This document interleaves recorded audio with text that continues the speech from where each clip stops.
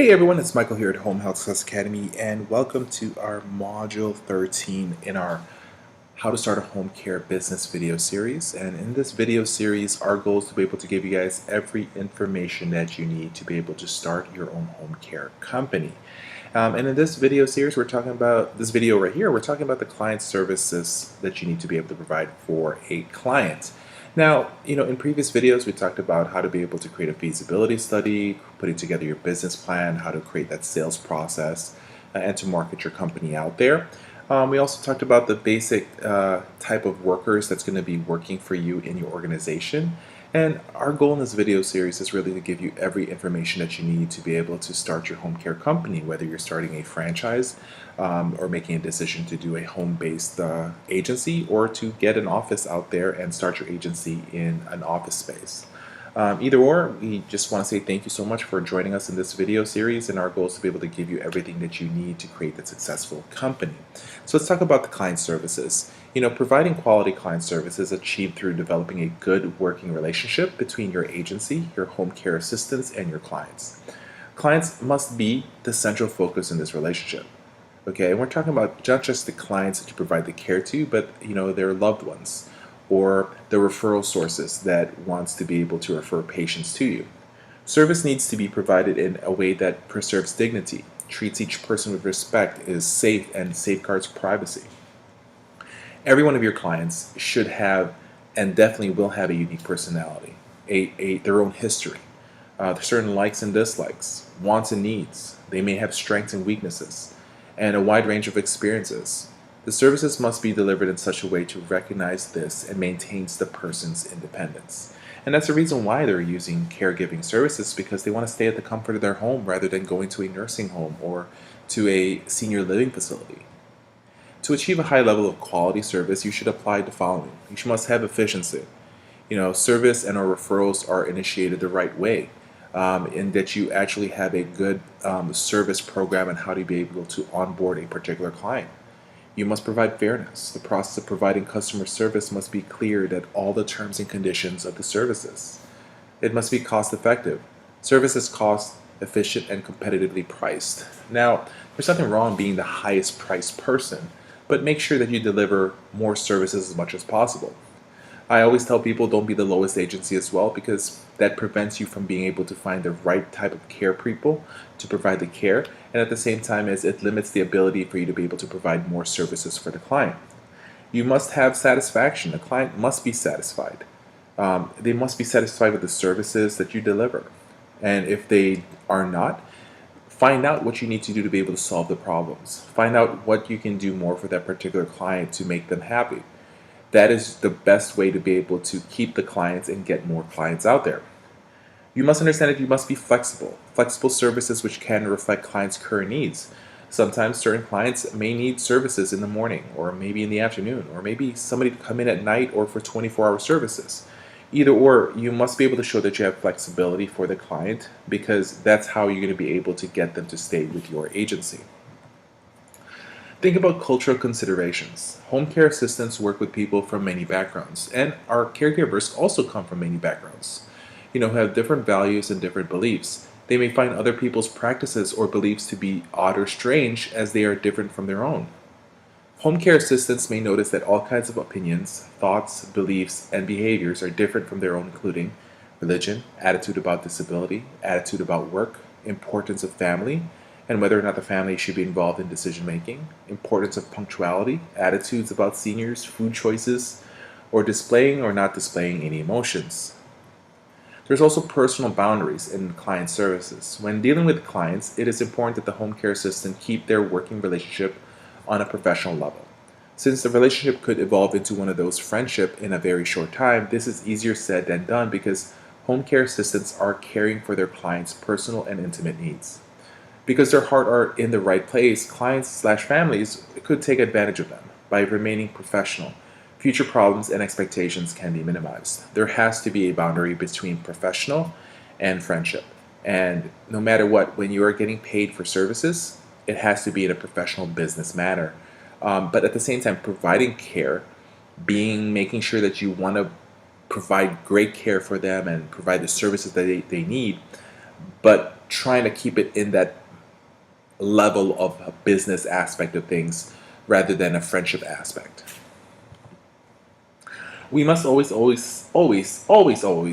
adhere to the client's bill of rights, and you must put that in place into your policies and procedures. But here, right here, is a quick summary of certain privileges and liberties considered essential to a group of people, and so we want to be able to share that to you, right? So the clients have the right to be spoken to or communicated with in a manner they can understand, be told about their rights and responsibilities by the agency, choose what home care assistant they want, be treated courteously, have their property treated with respect, have privacy while receiving care. They should expect safe and competent care at all levels. They should participate in the development of plan of their care. They should be and always should be informed of caregivers who will be delivering the services. They should have a say in when the services will be delivered, have a say in the expected duration of the care, and many, many more. Let's talk about personal information and privacy. Personal information is any data about an identifiable person, which includes information about his or her home, address, contact number, family, career, education, finances, health, activities, opinions, beliefs, and even comments that others have expressed about them. It includes information in any form. When clients obtain home care services, they must disclose a lot of personal information in order that their needs can be identified and remedial care plans can be actually developed. There's confidentiality. Confidentiality is an ethical principle that information relating to the client is kept secret unless the client gives permission to disclose that particular information. Home care assistants work very close with clients in their homes as well as their families. What they hear and see in the home environment should remain private. Breaching confidentiality could have major consequences such as a job loss or a client loss. And so we want to be able to make sure that our team is prepared and aware of what our rules are in our policies and procedures regarding confidentiality. There's also guidelines for disclosing confidential information. The information provided must be limited to the minimum amount of information necessary to accomplish the purpose for which it is being disclosed. The number of people informed must be restricted to the minimum number necessary and only to the people who actually should have those information. The information should be provided in a way that minimizes the identification of the clients. So this is where your agency must put together certain provisions, certain policies and procedures. In the organizations that I lead, that I manage, I make sure that the staff who provides care are aware that they cannot take any pictures with the clients. That is one policy that we actually have. When we do take pictures of our clients, we make sure we get their permission and we can control the pictures or the videos that we are taking. So these are things that you need to be able to make sure is in place. For our software that we use for our client services, only the caregiver who's providing care for that particular client has access to that, or anybody in the office has access to that particular clients. Now, once that caregiver gets reassigned to another client, they will no longer have access to our client's information because they are not giving direct care for that particular client. What are the ethical guidelines for home care assistants? Ethics are moral codes which guides the members of the profession in the proper conduct of their duties and obligations. They deal with behavior that is right or wrong and involves applying judgment and making choices about what or what not to do. Application of good ethics is not only expected of home care agencies and home care assistants, but is also an understood rights of clients. Let's talk about work ethics for home care assistants. This is something that you should look into and you should expect from all your caregivers. And if they cannot provide good work ethic, then it's time to let them go. Work ethics deal with behavior in the workplace. Employees need to be aware of how their work ethics affect others. Have you ever worked with somebody that did not have any ethics at all? I'm sure you have. I have plenty of times. And with the agencies that we provide services to, with the agencies that we run ourselves, we always make sure and live up as much as possible to our ethics and expect all of our employees to follow the rules and regulations that we have in our company. Technical skills alone are not enough to meet the employer's requirements because they know only too well the high cost of hiring, firing, and replacing employees. So we need to be able to make sure that everything is involved, from a properly trained staff member to provide the right care, but they also must be aware of the variety of different confidentiality information they must protect, and must be ethical with everything that they do when they provide the services. Let's talk about professionalism. Professionalism involves caring about clients, self, and others while maintaining personal and industry standards and values. There are many characteristics which define professionalism, including maturity, reliability, integrity, honesty, responsibility, accountability, and compassion. So, professionalism involves producing quality work, meaning that you are going to make sure that whatever you do, you provide the care that the client actually deserves. Being on time for work and other activities. Have you ever worked with somebody that was always late? How did you feel about that particular person? It's the same exact thing. When you have a team, a staff, they must be coming to work on time. Now, we can never fully see what's going on because all our staff members out there are providing care at our clients' homes. So we can't fully check live at every moment if they came into work on time. But there are softwares out there that allows you to be able to figure that out and to monitor that. There's softwares out there right now that when the client clocks in, it actually tells us where is that particular caregiver at when they sign in to work. So you'll actually see, are they actually checking in while they're at the door of the client?